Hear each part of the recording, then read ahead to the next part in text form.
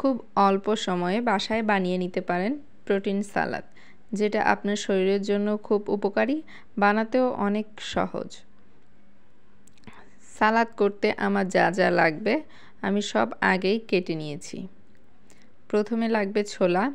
আমি ছোলা ভিজিয়ে খোসা ছাড়িয়ে নিয়েছি। তারপর অ্যাড করব শসা। শসাগুলো সব দিয়ে দিলাম।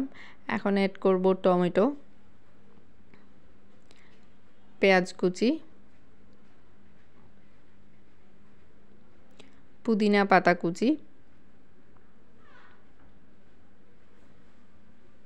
আদা কুচি,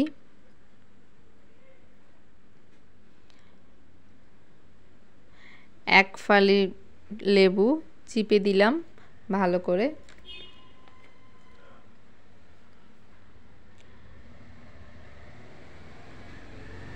তারপর বিট লবণ দিয়ে দিব 1 চা চামচ। এখন ভালো করে সবগুলো মাখিয়ে নিতে হবে।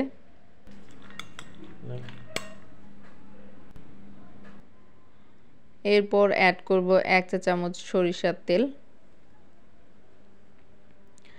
জাস্ট মাখিয়ে নিলাম, হয়ে গেল প্রোটিনে ভরপুর সালাদ।